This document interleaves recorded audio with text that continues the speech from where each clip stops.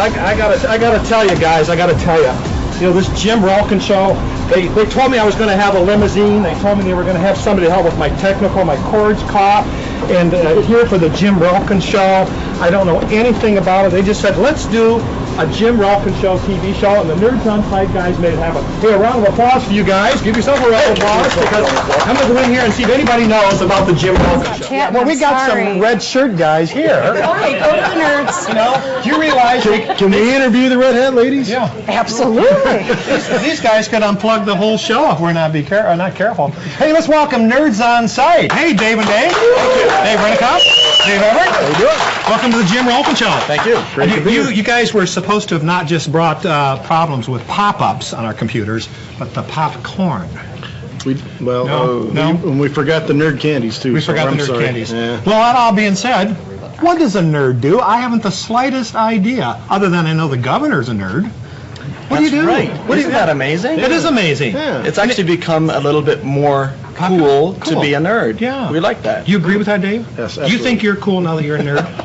I've known Dave. What are you talking about? I've known Dave Dave? Is it Dave? Yeah, Dave a long time. I don't know.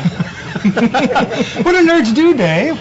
Dave or Dave? Well, we do anything to do with technology. You get cozy like we are here for the TV screen? This is really technically advanced here. It sure is. We all carry extra limbs with us. Yes. And this is one of the limbs. What do we have in here? his back pocket. What do we have here? It says cut the grass? Where's technology going, guys, on a serious note? What should people, our audience out there, we make a lot of fun of the nerds, but then your organization, your business is worldwide, right, Dave? You're the co-founder of Nerds on Site. When did you start? When did your business start? Well, we started back in 1995, and I was just a lucky guy who was at the right place at the right time. Okay. And there was a real need for technology to be helping people do better in their families, do better in their business, and we just started just with a pure passion for making better utilization of technology. We already had computers in 1995, but we were only using a small fraction of what they could do. And so today it's about education, it's about enabling business, and it really brings knowledge right down to every single individual, every single citizen of this entire Earth. And how many nerds are there worldwide right now, approximately? Not enough. Not enough. Yeah. I think we heard that earlier in the show. Yeah. We like need more nerds. Yeah, you can't come back if you can't be more specific. Hundreds, right, Dave? Hundreds. Yeah. Dave, you like what you do. Now, Dave and I are business partners. We have a couple of other business ventures together, but I've known Dave and his nerd business for a number of years, and the respect that he gets in this community for what you do, not only as a business, but how much you give back with your nerd business all across the country and the world, and locally. It comes from the top, because they've taught us how to do business ethically, how to do a good job, but then give back to the community. And one of the big things they've designed to do that is a event we call Fill the Beetle to Feed the People. Yeah. So we partner up with local grocery stores. We park our nerdmobiles all over town. I get help from the Canadian nerds all the time to come over and man the nerdmobiles at the store, and we ask people to donate canned goods, and we give it to one of the local charities, either a food bank. We've done the last one we did was for the Hospitality House, Hunter Hospitality House. So that's just one way that every individual nerd, no matter where they are around the world, can give back to their community. That's one way that we do it. So if people want to know more about Nerds on Site, obviously you can go to your website, but again, call your local nerd and wherever you live around the country, because our show is broadcast worldwide, and find your nerd, and again, they'll be there for you for your technology needs. Your motto is Technology Partners for Business and for Home, right? That's right. And now that Dave brought up the Canadian side, I just want to point something out. Oh, sure. There's been lots of research to find out what the difference is between an American and Canadian. And it boils down to something very simple. We have one extra letter in the alphabet. It starts with A. A, B, C. That's worth a round of applause from our audience.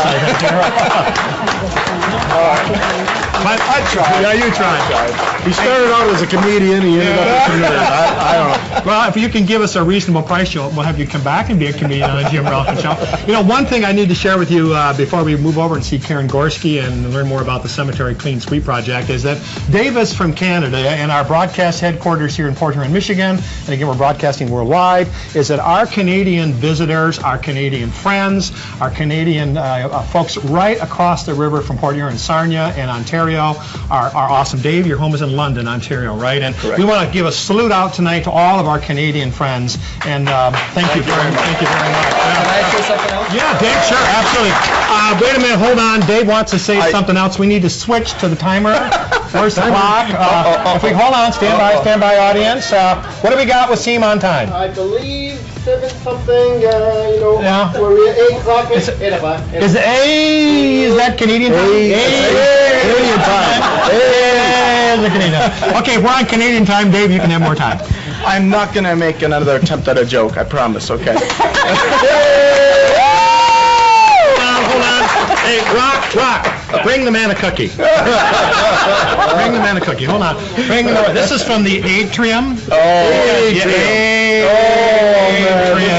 Nice round of applause. Thank you very much.